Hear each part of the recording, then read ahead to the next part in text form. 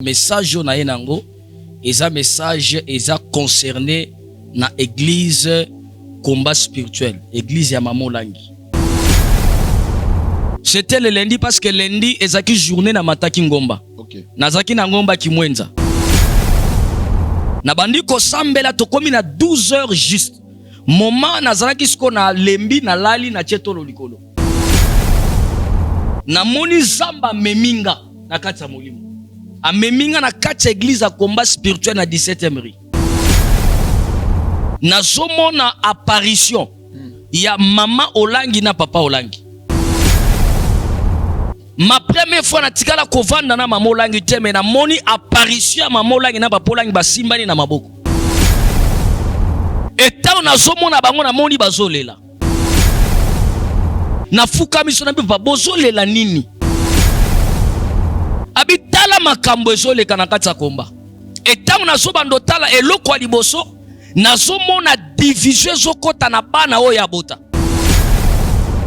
Abitala ndenge demo azokotela bango.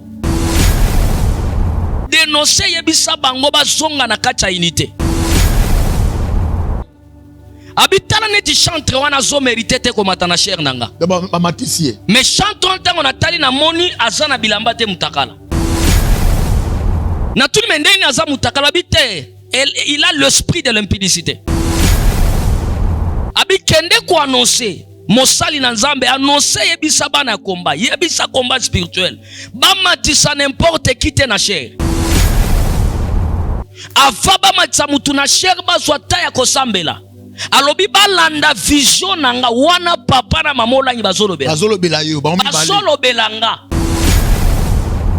De tango na somo nango esprit na bango ya Mama Olangi na Polanga azo bisanga kende ko annoncer message oyo na bana nanga ya combat spirituel. Yebisa bango bazonga na mulongo, bazonga na vision oyo Nzamba tikela ngai.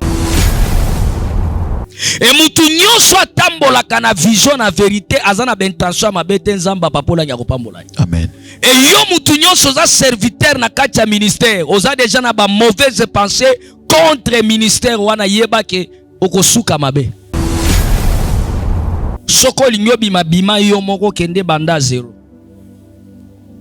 Église nyonso ebimaka na rébellion évolue akate. Même après 10 ans kokufa. Et j'ai commencé à prier na moment ko sambela na lobi yango bien. Parmi bango oya kozala na kondima miracle na ekosala ma sur place. Et la dame là était là. Lorsqu'on a commencé à prier, j'ai libéré l'onction. Puissance Nzambe localisée de Kowana. Et sur place, la dame a réglé. Sur place, tala makila na sebele tala makila. Tala makila esprit wane tombo ke telemelinge bundisanga.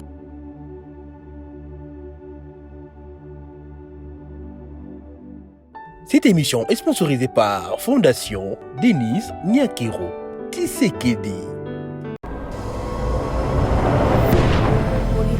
Shalom bandeko nyonso bazona na biso dans le monde entier. C'est votre humble prophète Samuel Eric Kasso Maréchal. To bengisi na milulu moko ekozala le 17 mai 2023. Milulu wana to bengi yango to demana na kombo ya remise et reprise. Thème o nzamba biso cette fois-ci na nyoko parce que c'est la 14e édition ya remise et reprise. Apesi biso thème mise en place. Oyo kola pesi biso. Je crois autour des ils ont un centre missionnaire international ciel ouvert. Ils ont juste dans le quartier Bianda. Arel Bele Mongafula, avenue Mwende numéro 19. Et pas le révérend pasteur Papi. Oyowapi a Yambi Milulu cette fois-ci et Gozalawana. Bande Konyo Soboya, Bakanyo Soboya, Mutumoko Zangate. Lorsque la Chine, je suis en train de voir, à mon drapeau. Le drapeau la moni drapeau la France.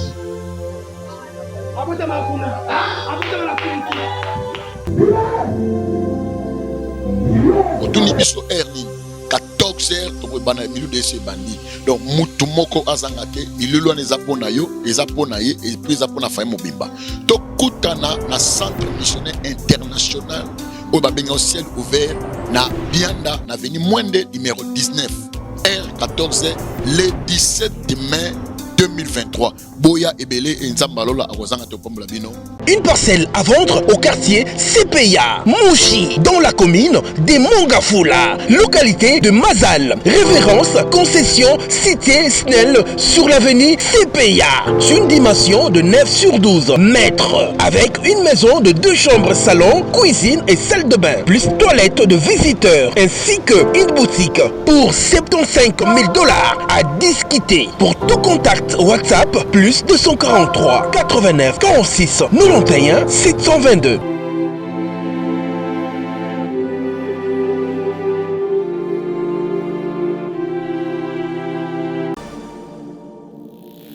Oza Congolais olingaka bana orphelinat fida ezobenga yo tosunga bana balia balala bien bamela bien nzambe akopambola yo akozongisela yo ebele mpona nini oye kosoutenir baorphelin. orphelinat vida eza bongo structure oyo eza kokamba bana bitike ndenge bana biso bavivaka na ndako ndenge mpe bana ya vida il faut bavivre parce que jusque là batomaka basilati $1 na biso en tout cas ekoliesa bana bitike lokola nzambe asenga biso ke tobokola bana oyo lolenge tobokola ya biso ya ndako naza koliki ete bana biso ya ndako bazolia bazosepela me baorphelin oyo nzambe apesa biso elanga oyo nzambe apia biso baza na souffrance.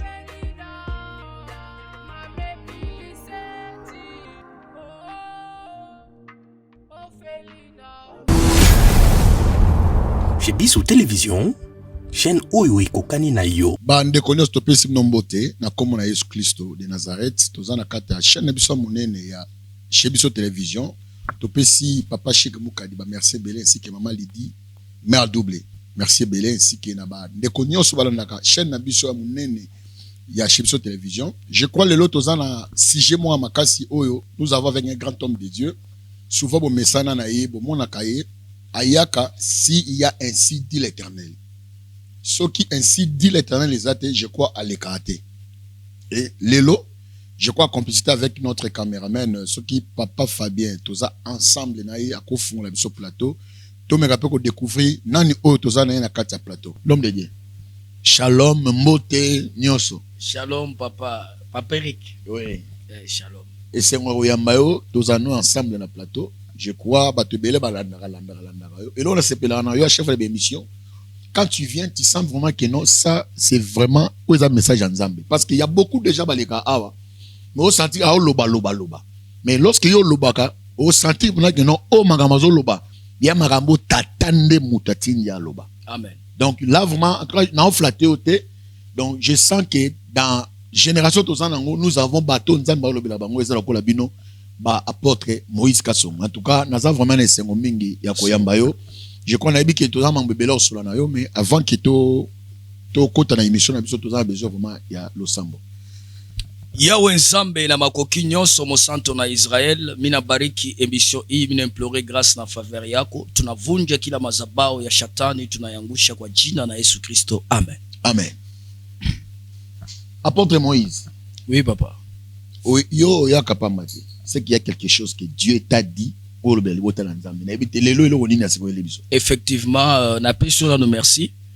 Et puis et lokona nous nazolinga ko lobela libota na nzambe avant na pesa message parce que message na yenango eza message eza concerné na église combat spirituel, église ya mamolangi. Eza message nzamba pesinga mais avant na kota na pesa message wana nazolinga kotalisa bato que Dieu est capable d'utiliser même un animal pour transmettre les messages. Tout ce monde a punda ya Balam, Zamba utilisa punda. Mokonzi na ya Matia zo beta punda zo kende. Mais ba komi na place moko punda boyo leka. Abeti punda komi na poya kufungula munoko ebisabi papa. Chaque jour obeta kangana kendaka. Okay. Mais soko moni lelo na zoko kate makambonga na zomona yo zomona ngote. Nzamba etizaka parce que Bible zoloba dans le monde des humains, Dieu n'a rien à faire sans avoir révélé ses secrets à ses serviteurs les prophètes. Voilà. C'est-à-dire Nzambe aza toujours na makokia ko révéler. Problème na zolinga koloba depuis naza na Kinshasa nzamba meminga na mboka oyo natikala kopesa message pour na kopesa te. OK. Je n'ai pas compris parce que la mutu nanga pe na pensée nanga na raisonna ka combat spiritualité. Mais église oyo na leka pe wana na leka ba fermissement wana. Ah leka pe wana. Bah oui to kota pe na combat spirituel. OK. Même ba enseignement ba pasteur pe to kota ngo à partir à Goma qui sangani pe combat spirituel na bango qui sangani kota dépôt makaya bo wana c'est belé. Combat spirituel à mamola ngeza presque monde entier. Non, mais avant kota likambo moko il y a un pasteur mo ba yambaki na ngio mekapo fun avant kota na yambaki. Différence nini ezali entre vision na ezali prophétie. Mais quand on différencier biso biloko mi ba. Tokoki koloba ona no après na pesa na message. D'accord. C'est très important. OK. C'était la semaine pas kaka semaine c'était le lundi. C'était le lundi parce que lundi ezaki journée na mataki ngomba. OK. Nazaki na ngomba kimwenza. A on a Kinshasa. Na mataki de 6h na zoka ki 20h. Mais tant on a na ngomba à partir à 12h. Nazo sambela parce que nazana bane bela poto nazo landela bango ba prière même a on a Kinshasa. Na bandi ko sambela to komi na 12h juste. Moment nazana kisko na lembi na lali na chetolo likolo. Ozolanda. Na moni zamba meminga na kati ya molimo. A meminga na kati église a combat spirituel na 17e rue. Et tango a meminga na kati ya église ya combat nazomona apparition. Il y a maman Olangi na papa Olangi. Vous savez, il y a beaucoup de gens, avant de continuer le message, qui croient que ceux qui ont la capacité de solo il y a des morts qui peuvent réapparaître. Ah bon? Surtout des morts bakufa na kati ya sainteté. OK. Surtout des morts bakufa na kati ya bonzambe. C'est pourquoi tozomona tango Yesu azui ba disciple ba matina ngomba, il y a eu l'apparition de Élie et Moïse. Basi bakufa kala. OK. Mais ba esprit na bango eko apparaître. Et apparaîtra qui pambate et qui copie sa message. Et puis bakufa déjà dans l'Ancien Testament. Bakufa dans l'Ancien Testament mais ba eko apparaître dans Nouvel Testament. Donc c'est-à-dire muto akufi na bonzambe même si 8 ans. Dieu peut l'utiliser pour revenir son esprit pour venir donner les messages. Mais je te dis, ma première fois na tikala kovanda na mamolangi te mais na moni apparition ya mamolangi na bapolangi basimbani na maboko. Na moni balati balati ba robe ya pembe makasi. Mamolangi alati robe ya pembe na foulard na mutune cha ba Nigeria wana. OK. Papolangi palati robe ya pembe, ba sapatu ya pembe, na maboko bazaki na baga ya pembe. OK. Wana vision na zozo na 12 nzamba meminga na combat spirituel. Clair na 12 nzamba meminga na combat spirituel. Et tant na zomona bango na moni bazolela. Na zotuna me papa, na fuka miso na papa bozolela nini? Abitala makambo ezoleka na kati ya komba. Etango nazobando tala eloko liboso nazomona division ezokota na bana oyo ya bota. Na moni koyokana te. Na bana na ya bota. Oui, nazomona koyokana te. Abitala ndenge demo azokotela bango. Tala ndenge demo azokotela bango dénoncer yebisa bango bazonga na kati ya unité. Inyo wana ezala ya munoko te mezala pela kati ya motema. Ya motema pona bakumba vision oyo. Deuxième des choses azoko tali sanga na moni na chair ya combat spirituel. Oh 17e rue. Ya 17e na zomo na chantre moko azo. Abitala neti chantre wana zo mérité te komata na chair nanga. Ba matisier. Mais chantre ntango na tali na moni azana bilamba te mutakala. Na tuli mendeni aza mutakala bite. Il a l'esprit de l'impudicité. Abi kende ko annoncer mosali na nzambe annoncer yebisa bana combat yebisa combat spirituel bamatisa n'importe qui te na chair bamatisa n'importe qui te na chair ava bamatisa mutu na chair bazwa ta ya kosambela alobi balanda vision nanga wana papa na mamolangi bazolobela yo bazolobelanga wana nzamba meminga na ministère ya combat spirituel. Abi yebisa bango ava mutu amata na chair bazwa kata kosambela.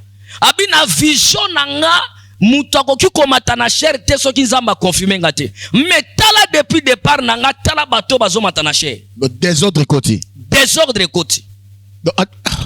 Troisième des choses, azola kisanga la kisinga na moni bilongi ya batu. Que je ne peux pas citer les noms. Mais na moni basali groupe. Groupe wana e basana intention. Dans 2 mois, bokoyoka izana bato bako se rebeller na combat spirituel. Et ça na bato déjà bakomi la ba mauvaise pensée ya rébellion. Ya ko détruire vision mamatika. De tango na somo nango esprit na bango ya mamolangi na polanga zo bisanga kende ko annoncer message oyo na bana nanga ya combat spirituel. Yebisa bango bazonga na mulongo, bazonga na vision oyo nzamba tikela ngai, vision nzamba pesa ngai ya combat spirituel, batambola na kati ya vision wana, babika na kati ya vision wana, nzambe nanga olangi ya kopambola bango, nzambe nanga olangi ya kobotisa batu, nzambe nanga olangi oyo abikisaka basida kobikisa sida, nzambe nanga olangi oyo atombola kotombola batu. Abi avant fait année 2023 na combat spirituel ezana ba bénédiction ya makase ko sopana neti mbule za konoka. Mais à condition bazonga na kati ya vision ya papa na mama olangi. C'est l'homme de Dieu. Babylone lobio yo mona fani mnie nazotala yo.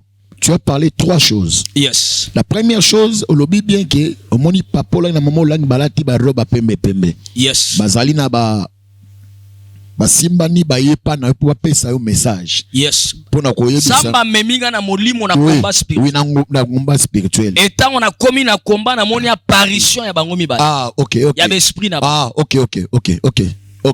Je crois que l'on ngende yango wana. Yes. Elo na ngende yango wana. Yes. Elo ka liboso apeso message d'abord pona bana oyo ba mbali ba botinano. Yes. Elo ka liboso.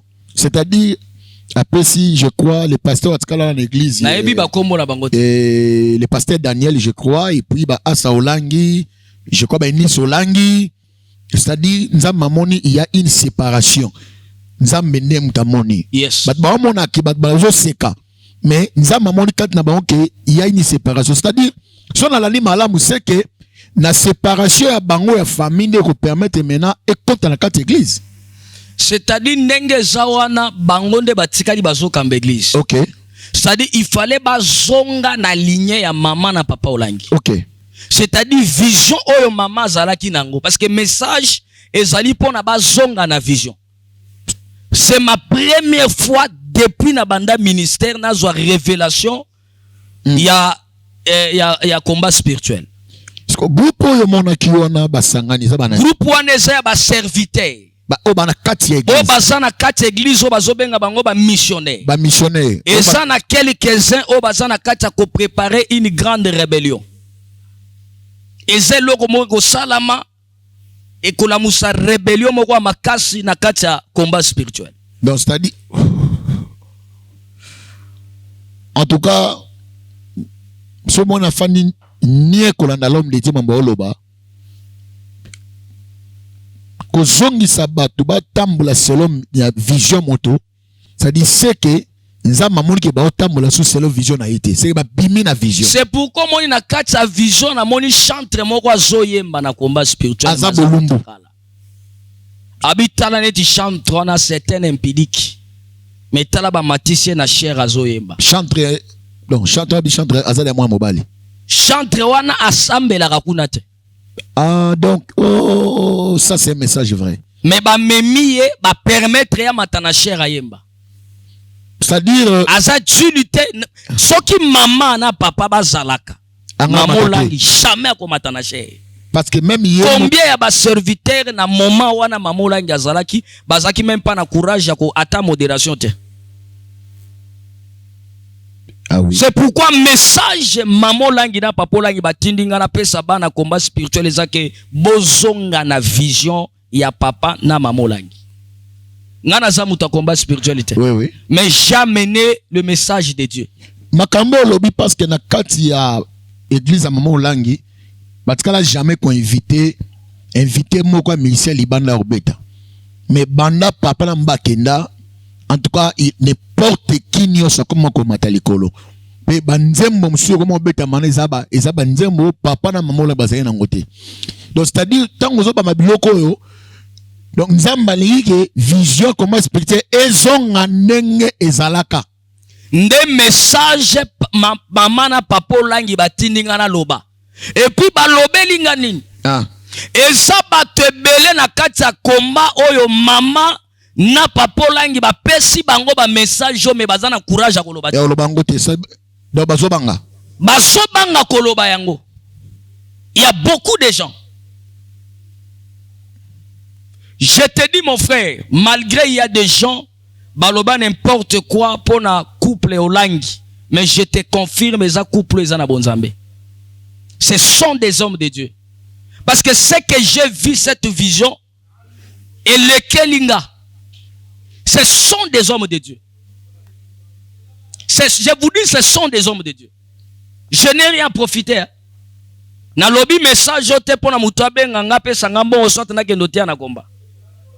Mutumo peta lukio pe na zamba sote misa message o mutumo peta. Est-ce que ngaku tunayebani kuna na komba? Na yebani na komba te, mais je donne le message de Dieu.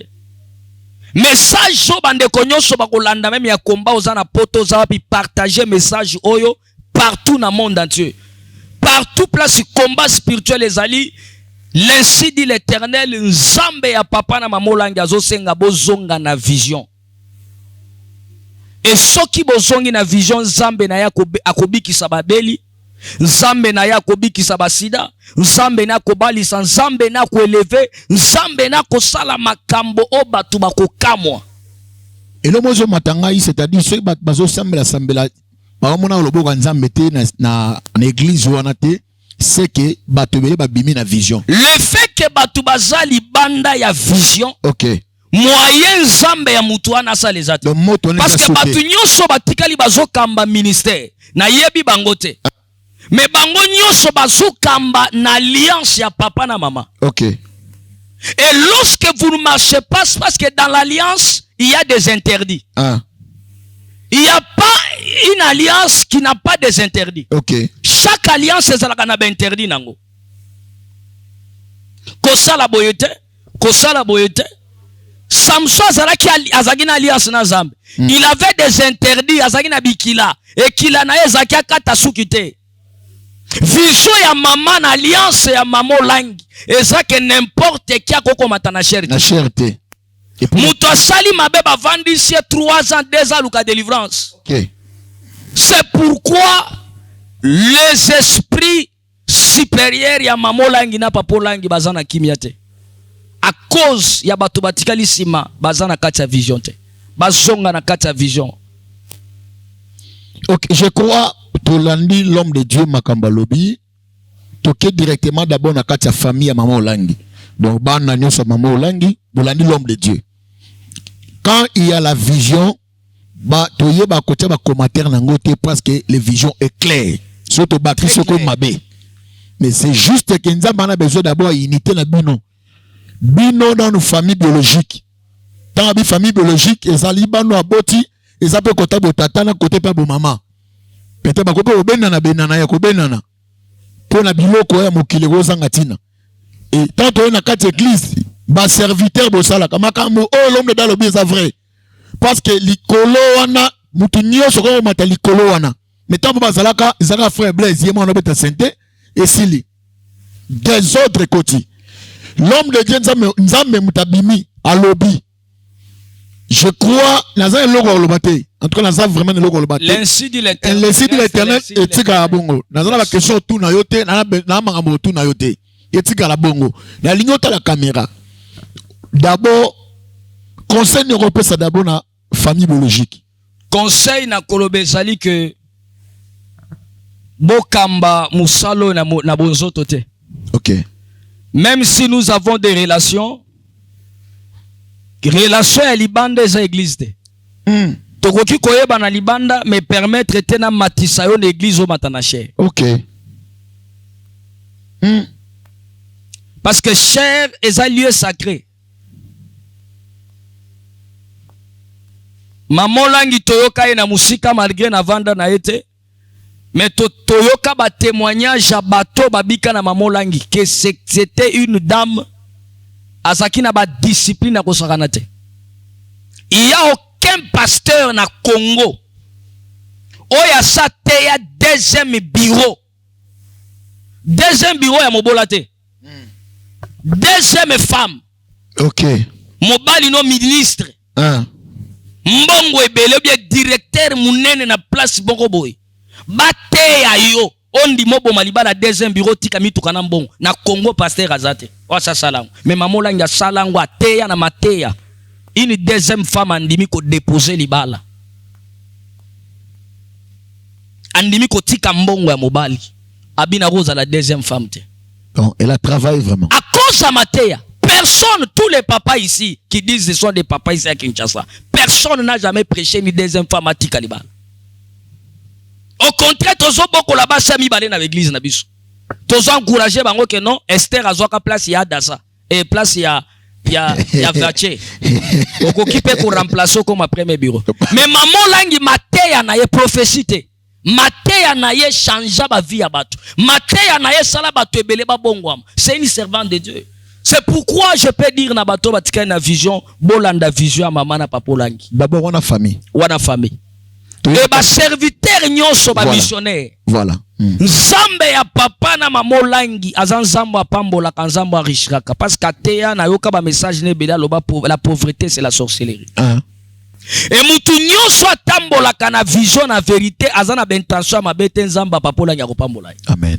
Et yo mutu nyonso za serviteur na kati ya ministère oza déjà na ba mauvaise pensée contre ministère wana yeba ke okosuka mabe. Parce que ato kati batoke na batu wana bakupanzano kaka parce que euti na vision ya mutu. Soko linyo bima yo moko kende banda zéro. Église union se bimaka na rébellion et évolue akate. Même après 10 ans kokufa. Merci beaucoup. Pour na je na ba chantre na kimba directement pas et pas Adassa Olangi parce que elle là c'est une chantre. Donc conseil nous couper ça y est par rapport à ma conseil na couper c'est même si tu as des amis chantres. OK. Ça ne dit pas qu'il faut même bango na cher. Ezana batu mususu na mboko yo. Osoki mama na papola ngibazalaka bakokai konyata magolo na cherte. Pourquoi laisser n'importe qui? Et lelo molimo ya mama na papa ezana kimiate. Parce que ministère etikali batu bazo tambola selon vision te. Bo tambola neti mama tambolaki. Bo tambola ndenge papa tambolaki. Bo longola ba sentiment. Il y a quoi approcher n'importe qui parce que ce sont des relations toyebani. Koyebana libanda to suka libanda. Ministère to tambola selon vision maman. Totika église combat spirituel éthique à la terre net église bususu. Lelo tozomo na fait pas konzambe malam. Depuis Aedi na bala kei. Maman fikwa kei. Je ne crois pas qui fait de miracle. Rien. Est-ce qu'elle a un combo? Qui fait de miracles? Parce que vision, tozolanda ngote. Mais nzambe ya olangi toyebi azanzambe toyoka sango. Bato asida babika. Oui. Toyoka sango. Mutu abotama na famille banyoka bika. Toyoka sango. Mwana moko basundola ya zwa vie. Toyoka sango. Mais bino batu botika na vision botambola selon vision. Et lobby boko sala plus que makambo mama na papola ngi basala. OK, je crois c'est un message tous en eloko kolobate. Si aujourd'hui que le pasteur ou article le pasteur titulaire l'apôtre Daniel soki lelo a salimbela un message pour Kuta parce qu'il y a d'autres choses au lobby en côté au lobby likolo parce non, je ne peux pas toucher du oui. Na lingi soki lelo ba bengi yo kende fara est-ce qu'il y a des messages au mususu à défendre? Non, mais message ezali message ezali ya Nzambe. Mais ça important est okutana nae. Ce qui est important, la Bible dit message nyonso ba examinaka. Si réellement ce que j'ai donné message ça vient de Dieu, place ba kolanda message ba sambela Nzambe. Et je sais que ce qui message comme libango il y a des personnes na combat spirituel oyo basi bazui message. Batele matin l'église va tout en plein air na ya sa zui message. Azo courage parce que belé bazana courage te. Ya koloba. Ok. Je te remercie beaucoup de l'apôtre Moïse Kassongo par rapport à la vision à Zoaki. Avec transmettre en na bana nyonso ya sifemisi ya monde entier ka 17e mérité. Peut-être que no 17e, je suis pas des fois pe apôtre bazo de na likanis. Je suis déjà en France, je suis bonaboy. Donc à lobiango en général, je crois ezali likamba sifemisi mobimba. Mobimba. Yango au monaki na centrale, pour centrale n'est dans la branche. Centrale da botignos. Voilà. Je crois message yango na habite l'homme de Dieu numéro on a eu un contact et puis d'abord tu es d'abord un apôtre de l'église hein? Il faut être baïba, tu n'es pas n'importe qui. Je crois tout le monde a un message, tout le monde m'a comme le kaleka. Mais on peut s'habituer adresse église la restauration. On peut s'habituer adresse nango puis ça numéro na contact puis mokolo yambaka iza malam. Bien aimé dans le Seigneur tika nzambe ya lola pambola yo nzambe ya apôtre Moïse Kassongo pambolo bochanga caméra ngamo s'il vous plaît. Bien aimé, je pense que tu kolanda message mais asuka na kolobezali ke nzamba pambola yo. Nzamba salelo bolamu, Nzambe afongolelo ba porte à bénédiction. Bien aimé église la restauration oyo nazo kambanga apôtre Moïse Kassongo depuis Beni, Goma, Bukavu, Lubumbashi, église eza partout et le lot oza pe na ville à Kinshasa. Bien aimé nazana posolanda témoignage oyo. Témoignage oyo et salamaki l'église eza dimanche oyo utukoleka. Na kati en plein culte molimo nzambe lobelinga na telebisa batu nyonso bazana problème ya ba règle, c'est-à-dire ba règle kangama. Namoni 4 mama baleki liboso. Et tango 4 mama baleki na bandiko sambela pona bango, moko akwei bango nyonso bakwei mais moko a régler sur place. Bolanda na image wana makile panzani nase sur place makile bimi asala inane e mwa mona makila te mais nzamba bikamo nzamba kimakinkaka nzamba apôtre Moïse Kassongo tala miracle nzamba sali tikotaki ya sur place tozongela landana de mission osomba ba mafuta Israël osomba ba maya judo bikate longola yango longola dutu wana yaka tala mwana mwasi oyo makile bimi sur place en pleine culte bazalaki 5 et bazalaki 4 bango nyonso baleki bamonaka makila te et j'ai commencé à prier na moment ko sambela na lobi yango bien parmi bango oya kozala na kondima miracle na ekosala ma sur place et la dame là était là lorsqu'on a commencé à prier j'ai libéré l'onction puissance nzambe localisé ndeko wana et sur place la dame a réglé sur place tala makila na sebele tala makila esprit wane tombo ke telemelinge bundisanga nzoka ne mama na ye mamo ya bota ye ndakanga bango akanga kobota na ye na soebisa yo chaque jeudi oyo na dimanche oyo jeudi na soyamba de 7h30 à 14h wana eza consultation prophétique le même jeudi na 16h30 à 19h tozana prière ya kibomango, prière ya tikotak, prière ya délivrance. Oye na malade osongi na guérison. Apôtre, miloko toto mona oyo ya moto régler sur place. Mais quand c'est ça qu'on a kisaboka sur Nzambe papa. Maman oyo aza leki ya général moko à la police na mboko oyo. Azale qui a général et puis ayaki l'église na bande konaye c'est en plein culte et puis ezanga muto na teyaki te mupaya nanganda teyaki na suka na obina mema moi prière il y a quelques minutes pour na clôturer nde molimo nzambe lobelinga moi sinyo soza na kati ya salle oza na problème akila le kaliboso na moni 4 mama baleki et lorsque j'ai commencé à prier nazo simba bango maman na kweya yo moko bobomo otomo na makila na se malgré bako meka ko tsango mwa nani muke pour makila mais makila na se belé a réglé sur place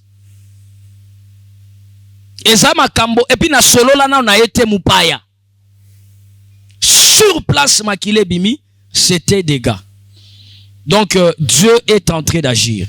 Amen. Et sa puissance est ensemble. C'est pourquoi on a joué sa bande ko bazolanda nga même ozana poto partout zali ozana posa obika miracle nzambe nayebi ke peut-être okutana na baprophète baprophète ya solo bazali ya lokuta pe baza chaque homme de Dieu il a sa grâce. Amen. Ko se décourager te na baprophète moko kutana ki na bango peut-être basela o musale simbate eza mutunyo sote mususu po okutana na ye moi grâce muke nzambe asali e fongoli pe makambo na vie na yo. Okay. Numéro na ngeza li plus 243 99 95 25 659 plus 243 99 95 25 659 plus 243 99 95 25 659. Benga apôtre Moïse Kasongo.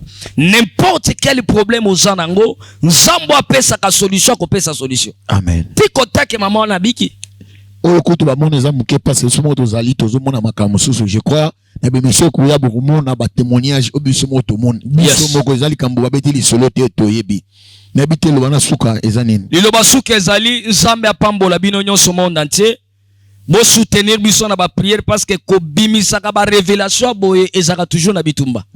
Ba révélation boye nzamba zo pesa ka biso tolobaka eza blague te. C'est-à-dire on vient pas pour faire peut-être de baise, mais nous venons dénoncer tozo pesa ba message boye eza blague te. C'est-à-dire Dieu nous révèle des histoires tozo pesa. Et bien là ba prophète bazelaka tango likambo biminda ye o nzamba lo. Voilà. Mais awa nzamba révéler nga makamba komba na tikali okota combattre mais talent nzamba zo pesa nga message. Et après tanga makambo ekobima o surtout kuna ba prophète so nzamba lobino. Dieu c'est un Dieu qui révèle les choses avant. Avant. Vraiment que mon Dieu vous bénisse. Merci beaucoup. Je crois que comme na souka ya notre émission, tout péché merci. Merci passage papa. na yo na notre chaîne ici qui est na les prophètes aussi baraka nzamba lola mona pambola yo. Amen. Église la restauration peut s'y adresser et ça na Ba bengi kaka na numéro wana. Voilà, bon, je vais donner l'adresse. On peut ça adresse directement. Donc numéro est na WhatsApp. Voilà, il a vraiment une église, ils allaient à monene makasi et puis ils a bon cadre au kosepena au nzamba za ko saila ye et to pesi merci na papa Chil to pesi merci na sima caméra Thomas Fabien na régie to moni mon solo ici que to moni Eliash et que l'éternel Dieu nzambe ya lola a pambola biso na lobi boy. Moi, votre le prophète Eric Samuel Kasongo, il y a une publicité sur la Eobanda Kalaminte. On a une grande activité.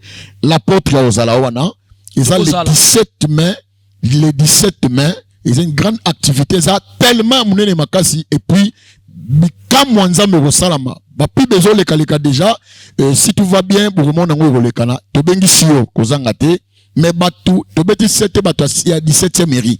Message oyo, on a besoin nango, soki openza malalaki soki yango telema loba kobomba te que l'éternel Dieu nzamba loba oh ba soutenir biso toza besoin soutien bo bo soutenir biso pona musala o kene musika na pesi ana kapinga chamala mboti skoza la prophétesse ici que na pesi batu nyonso na bosalité fondation vida mama Emily nzamba lola mona pambola yo. Merci, à la prochaine et bye ciao. Cette émission est sponsorisée par Fondation Denise Nyakero Tshisekedi. Shalom bandeko nyonso bazolanda na biso partout dans le monde entier. C'est votre humble prophète Samuel Eric Kasso Maréchal. Tobengisi na milulu moko ekozala le 17 mai 2023. Milulu wana tobengi yango te demandons na combo ya remise et reprise. Thème o nzamba biso cette fois-ci na nyoko parce que c'est la 14e édition ya remise et reprise. Ma pesi biso thème mise en place. Oyo kola pesi biso. Je crois autour des Arabes, ils ont un centre missionnaire international, ciel ouvert. Ils ont juste dans le quartier Bianda. Arel Bele Mongafula, avenue Mwende, numéro 19. Et pas le révérend pasteur Papi, Oyowapi Ayambi Milulu cette fois-ci, et Gozalawana. Bande Konyo Soboya, Bakanyo Soboya, Mutumoko Zangate. Lorsque la chimie, je suis en train de voir, à mon drapeau. Le drapeau la moni drapeau la France.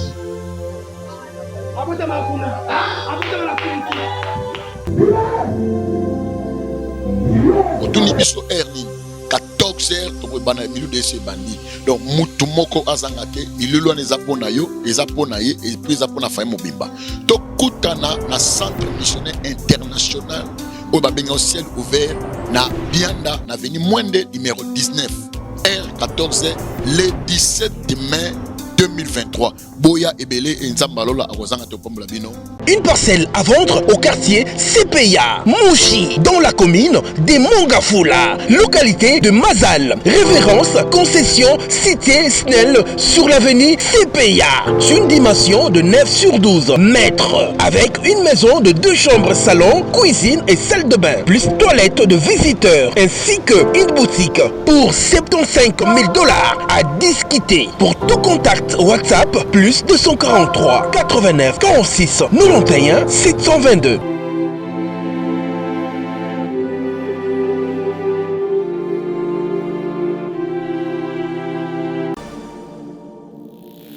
Oza Congolais olingaka bana orphelinat fida ezobenga yo tosunga bana balia balala bien bamela bien nzambe akopambola yo akozongisela yo ebele mpona nini oye kosoutenir baorphelin. orphelinat vida eza bongo structure oyo eza kokamba bana bitike ndenge bana biso bavivaka na ndako ndenge mpe bana ya vida il faut bavivre parce que jusque là batomaka basila te $1 na biso en tout cas ekoliesa bana bitike lokola nzambe asenga biso ke tobokola bana oyo lolenge tobokola ya biso ya ndako naza koliki ete bana biso ya ndako bazolia bazosepela me baorphelin oyo nzambe apesa biso elanga oyo nzambe apia biso baza na souffrance.